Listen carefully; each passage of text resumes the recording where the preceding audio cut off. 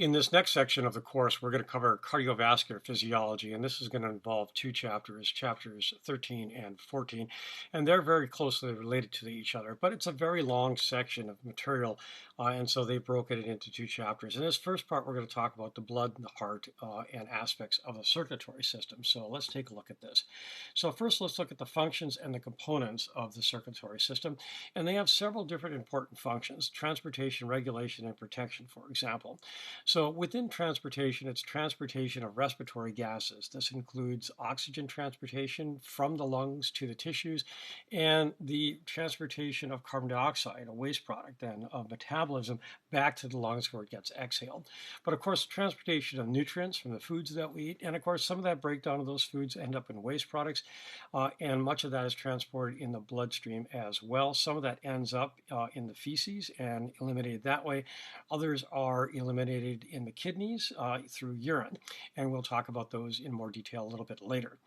And then regulation. Of course, we talked about hormonal regulation in a lot of detail in this last segment of the course, but then also temperature regulation is important as well, and this is largely regulated through controlling blood perfusion of the skin, and we'll talk a lot about that in more detail later as well. And then they do some aspects of protecting our bodies too. So one protection is clotting. Well, that's protecting itself in a sense. Blood clotting is involved in trying to patch up wounds to blood vessels, and we'll get into the details of that in a little later section here of this chapter. But then also involved in immunity, and so we have various components of the circulatory system that's involved in the immune system. White blood cells and then lymphatic tissues, for example, also play a role in the immune system. And we'll talk a little bit about that. There's another whole chapter on the immune system in our book, and we simply don't have time to cover all of those details, but we'll certainly at least mention a little bit of it. So there are two components to the circulatory system. One that's the obvious one, and we're going to talk about in much detail here, is the cardiovascular part of that. But there's also a lymphatic part of that as well. So first, the cardiovascular component involves having a heart. This is a four-chambered pump. We'll talk about the details of that a little bit later in a section of this chapter. And then blood vessels, arteries, arterioles, capillaries, and venules, and veins, and we'll cover those in more detail a little bit later as well. The lymphatic system we'll cover at the end of this chapter, and this is actually a parallel set of vessels. These are vessels that are designed to pick up excess fluid that is being released from the capillaries into the interstitial space. And that fluid, of course, is important with exchange with the cells, but we release a little bit more fluid than we need to, and so some of that fluid then is picked up by the lymphatic system and brought back into the venous blood supply. We'll talk about that at the end of this chapter. And then there's other aspects of this as well: lymphoid tissues, lymphatic organs. These include the spleen, thymus, tonsils, lymph nodes. These are involved principally in the immune system. So first, let's talk here about the composition of the liquid part, the blood. And so we have, on average, about 5 liters of blood. Of course, a very large person has more than that, and a very small person has less than that. But typically, an average volume of blood in an adult is about 5 liters.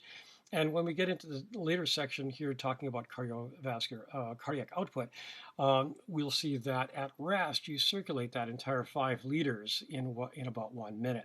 That goes up dramatically with heavy exercise in trained athletes. It can be 25, 30 liters a minute in extreme athletes. There's also, we can divide it into arterial blood and venous blood. Arteries are vessels that carry blood away from the heart. In the systemic circulation, this is bright red because it's oxygenated. But recognize that, again, an artery is defined as a vessel carrying blood away from the heart. And on the left side, on the right side of the heart, the right ventricle is pumping deoxygenated blood towards the lungs. So it's going away from the heart. So it's an artery, the pulmonary artery. But that blood is deoxygenated. Likewise, venous blood is defined as blood that's coming back to the heart. In the systemic circulation, that blood is dark red and deoxygenated, but it's different in the lungs. The venous blood coming from the pulmonary vein has picked up oxygen and is now bringing that into the left atrium, and we will talk about the details of that a little bit more here in just a bit. 45% of the blood is made from something called formed elements. I'll define that for you in just a second. And then the remaining 55% is the liquid part, the plasma. Formed elements is kind of a funky name. It's really blood cells. It's mostly, by a long shot, red blood cells, and then a little bit of white blood cells, but they're called formed elements because they have these little fragments that aren't really cells at all. They're platelets, the little fragments of cells, and we'll come back to those a little bit more in just a bit. They're involved in blood clotting. So the fluid part of the blood, well, obviously the biggest part of that is water, and then it's the dissolved solutes that's in the blood. And this table here in this slide and in the next one shows you a lot of the components of that. So here it talks about the blood volume, the blood osmolality, the normal pH of blood. And then here are the kinds of things that are looked at when you get a blood test. Say from you're getting your yearly physical, they give a blood sample. And these are all the kinds of things that they're going to be looking for. So a variety of different kinds of enzymes, a variety of things having to do with the cells, the hematocrit, the hemoglobin, red blood cell count, white blood cell count. Well, we'll come back to some more of these here in just a bit. And then here is an additional array of different things that they are examining here, including a variety of different kinds of hormones that are in the blood, the ionic concentrations in the blood, and then a whole variety of other kinds of molecules, everything from cholesterol to glucose to triglycerides, free fatty acids, and other things that are all measures of your health. And so I'm not going to expect that you memorize all of these numbers. We'll talk about some of them more specifically later.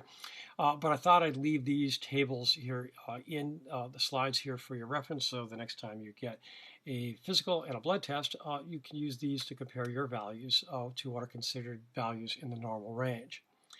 So also within the plasma are plasma proteins. They don't make a huge amount of the plasma, but not insignificant, about 7.5–8% of the plasma is made up of these plasma proteins. A very important one that we'll visit later, again, is albumin. This is a really small protein, but it's a very important protein because it creates osmotic pressure. And as we'll see a little bit later, this is helping to keep the fluid in the blood vessels rather than allowing the fluid to be pushed out into the interstitial space.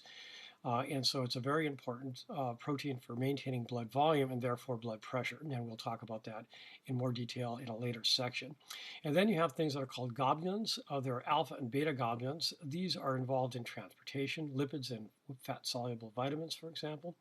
And then the gamma globulins are the ones that are involved in immune system. These are antibodies, and we won't get in a whole lot of detail about immunology, but we'll mention this a little bit. But these are the things that are made in response to having an infection. So there's another one in here, blood clotting protein that's called, it's a precursor one that's called fibrinogen. This is going to get converted into a clotting form of this that's called fibrin, and we'll go into the details of that here in the next segment. This helps to define the difference between serum and plasma. Those are two terms that are easy to confuse with each other, and serum is simply plasma without that blood clotting protein fibrinogen included. So plasma volume, well, it's really important to regulate this, and we're going to come back to this numerous times, but maintaining plasma volume, that is very important to maintaining blood pressure and cardiac output. So osmoreceptors in the hypothalamus are controlling this in many ways by releasing our favorite hormone, antidiuretic hormone, that we're going to keep talking about all the way to the end of the course. If you remember from the last chapter, this is released by the posterior pituitary in response to either a drop in fluid volume, say from running a 10K without drinking any liquids, or maybe from blood loss from an injury, or an increase in osmolality, say from eating a lot of salty foods. The idea is antidiuretic hormone is going to help the kidney insert aquaporins into the collecting duct, and these are water channels that are going to allow water to leave the urine and end up back in the bloodstream to increase blood volume and reduce blood osmolality.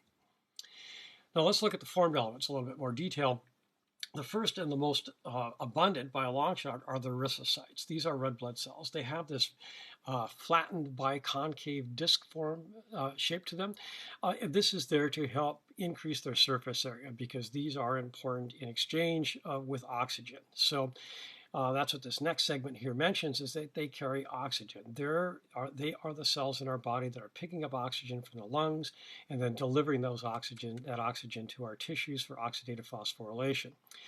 Interestingly, they lack nuclei, so they have no genetic material in that sense. And well, they lack mitochondria. And if you remember then from metabolism, you start off with glycolysis. If there is oxygen is around, pyruvate then enters the mitochondria and goes into the citric acid cycle. And after that, it enters into that respiratory chain for oxidative phosphorylation, where oxygen is the final electron acceptor. And this is where most of our ATP, most of our energy comes from the food that we eat. And so, kind of ironic in a sense that red blood cells are responsible for delivering oxygen to all our cells in the body, but they're the ones that can't use it because, well, they don't have any mitochondria. So they get their energy source entirely from anaerobic respiration. There's a lot. There's about 5 million in every microliter of blood. They don't last very long, about 3.5, 4 months or so. Each one contains a very large number, about 280 million hemoglobin molecules in each one of these. And as we'll discuss a little bit later, hemoglobin is the oxygen binding molecule, and there are 4 subunits to them. That have these iron heme groups in it, that is the binding site for oxygen. So since there are 4 of these, each red blood cell can contain as much as 1 billion molecules of oxygen. So it's a tremendous amount. As I mentioned here previously, they don't live very long, about 3-4 months or so. And as they die off, that iron then is recycled by the liver and by the spleen, and then carried to the bone marrow to be incorporated then into new hemoglobin molecules. It's carried in the bloodstream by a protein called transferrin. There are a variety of different types of abnormalities with the blood, and one of these is anemia, and this is having a very low red blood cell count for a variety of different reasons. Either you're not producing enough, or you have blood loss, or also it refers to an abnormally low hemoglobin, and that hemoglobin concentration can be, say, negatively affected by not having enough iron. So the other major blood cell here is the leukocytes. These are white blood cells. These do have nuclei and mitochondria, and as a consequence, they do go through aerobic respiration. They can wiggle around through this amoeboid fashion. This is referred to as diapedesis. This allows them to go through the walls of capillaries and help to attack infections. So let's say you get a splinter that has bacteria on it. You'll have white blood cells that will move out of the capillaries and into the interstitial space and attack those bacteria. They engulf those bacteria and break them down, and they die in the process of doing much of that. And that's what forms the pus that you'll see from an infection. They have a lot less than white blood cells. There's only about 5,000 to or maybe as many as 10,000 in the blood. And actually, let me go back a couple of slides here and go back to this hematocrit thing. And here's a sample of blood that was put into a test tube and spun down. And the formed elements then make this lower part here of this. And you can see the white blood cells form this relatively small little layer here called the buffy coat. It includes the white blood cells and the platelets. And the vast majority of the formed elements are the red blood cells. So there are several different types of leukocytes. There are granular ones and agranular, and these are simply a description of the fact that some leukocytes have granules in them. These are granules that contain, for example, digestive enzymes and things that help to help with their immune system function. And then there are agranular ones. Well, they're agranular as well. They don't have the granules. The granular ones come in 3 different types. You have neutrophils, eosinophils, and basophils. And this is a histological characterization of them. Basophils stain blue to this basic stain. Eosinophils stain red to this red stain called eosin. And the neutrophils, well, they're neutral. They don't stain to either of these. And then we have, among the agranular leukocytes, we have monocytes and lymphocytes. And then again, the other formed elements of the platelets and the erythrocytes. And let's come back to the platelets now. So the platelets sometimes are referred to as thrombocytes. As I mentioned, they're not really cells. They're fragments of cells. They come from a large type of blood cell that's called a megakaryocyte. They don't have any nuclei. They're very short-lived, maybe a week or so. They're very important in forming blood clots, and we'll talk about that in more detail in the next segment. And they interact with a variety of other chemicals, and then, of course, with fibrinogen that turns into fibrin that holds that clot in place. They also release serotonin. This is the same serotonin that functions as a neurotransmitter, but for a different function here, this stimulates vasoconstriction. And the idea here is to vasoconstrict blood vessels that are injured, so that to assist in preventing a lot of blood loss then through an injury. A lot more than white blood cells, but still a lot less than red blood cells. So somewhere, several 100,000 per microliter of blood. So again, here's the list of all this in this table of all the different formed elements, including the erythrocytes. And again, major function of this is transportation of oxygen. As you'll see later, it does transport some carbon dioxide as well, and does have some other kinds of functions like helping to buffer pH. And then the leukocytes. And again, we had the granulocytes, the agranular cytes, and then those subcategories of neutrophils, eosinophils, and basophils, and monocytes, and lymphocytes. And I am not going to make you memorize all the details in this table. What I do want you to know is their major function, which is involved in defense and in the immune system. So they help to protect us from infections and microorganisms, and that's the major function of them. They vary a little bit from cell type to cell type and how they do that, but this is the major reason, the major function I want you to remember from this. And then platelets. These, again, are involved in blood clotting, and we'll talk about those in more detail in just a bit. So the last segment of this then talks a little bit about the formation of blood cells. So this is called hematopoiesis, and they come from, well, stem cells. These are in the myeloid tissue, the red part of the bone marrow. And all of them originally come from these stem cells, and then they divide off and differentiate into different types. Lymphoid tissue also plays an important role in this, and we'll talk about some of that later section of this chapter. But this is where the lymphocytes come from, hence their name. All of them originate from the bone marrow, but these lymphocytes then do their final maturation then in the lymphoid tissue. Some of these cells are differentiate into different subtypes because they have receptors for different types of chemical signals, cytokines, for example, that help to trigger them to become one type or another type of cell. So let's look at this in a little bit more detail. Erythropoiesis. This is the formation of red blood cells. We make a huge number of these very quickly, to about 2.5 million of these every second. They're regulated by a hormone called erythropoietin. And we mentioned in the last chapter when we talk about the endocrine function of the major endocrine organs, but there were some other ones that were a little bit not thought of typically as endocrine organs, and one of those is the kidney.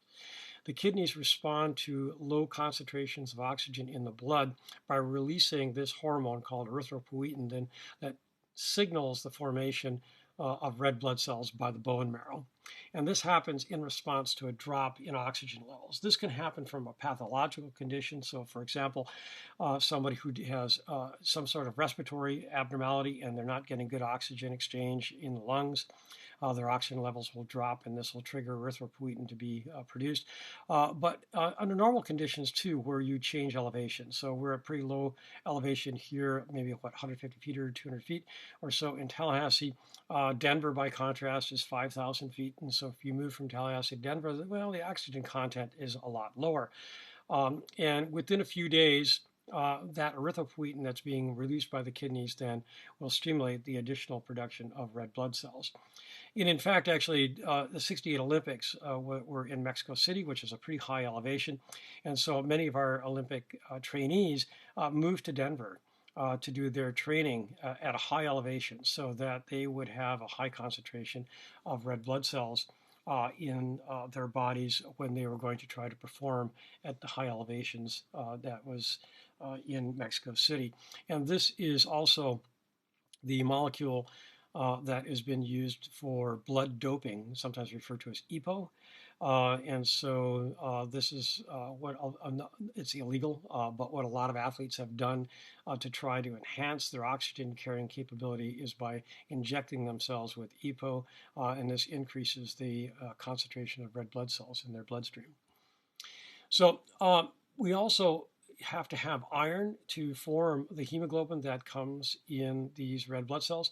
And most of this iron comes from the recycling of these dying off red blood cells. And then the rest of it comes from the food that we eat. The food that we eat, the iron from that then gets stored in the cells in our intestines. and they are then secreted into the blood on demand through iron channels that are referred to as ferroportin channels. All of that iron then is bound to a transport protein called transferrin I mentioned to you previously, and then that travels then into the bone marrow. This is in turn regulated by a hormone from the liver. So again, a liver wasn't an endocrine organ that we discussed in any detail in the last chapter, but it also functioned as an endocrine organ by releasing, in part, one of the molecules is hepcidin. And what hepcidin does is it regulates the amount of ferroportin channels that are there. So if there is a lot of iron available, hepcidin removes these channels. If the amount of iron available drops, then hepcidin hormone drops and the ferroportin channels are inserted in the intestinal cells, and more iron then is released from the intestines then into the bloodstream. We are able to regulate this as well because the intestinal cells, although they are storing the iron, intestinal cells shed off all the time. So even if we get excess iron in our diet, those cells eventually get shed off and released in the feces. And so this helps then to regulate the concentrations of iron in the bloodstream as well. So here are these different stages of erythropoiesis we're looking at in this particular case, the red blood cell formation. We're starting off with the stem cell, and it goes, as you can see, through a multitude of different stages. This is all happening here in the bone marrow. And then part of that is stimulated by erythropoietin from the kidneys to enhance then the production then of these red blood cells. At later stages of this, the nucleus is expelled. They also lose their mitochondria. As I mentioned, they become reticulocytes. And then at that final stage, they become erythrocytes. These are going to be the final functional form of red blood cells. In fact, actually, this happens in the bone marrow, and it takes about 3 days for these blood cells to become fully mature. The first 2 days, they're still sitting in the bone marrow, finishing up that maturation, and then that last day of maturation actually happens within the bloodstream, where they become their final functional mature form of a red blood cell. Leukopoiesis is similar in a sense, but it's the formation then of white blood cells in contrast. And as I mentioned before, they have receptors on them for signaling molecules. These signaling molecules, again, are cytokines, and they help to produce the different subtypes of white blood cells. And there's several different types of these. There's multipotent growth factors. There are several different types of interleukins. There are granulocyte colony stimulating factors and granulocyte monocyte colony stimulating factors. I do not need for you to memorize these particular names of these particular cytokines and exactly what each one of these do. What I want you to know is what is a cytokine and what is its function with regard to the formation of white blood cells and their signaling among each other. Thrombopoietin is similar, but as the name implies, it's for production of thrombocytes, the platelets. And so this helps to stimulate the growth of megakaryocytes. And as I mentioned to you before, platelets are simply fragments of these megakaryocytes that then play a very important role in blood clotting.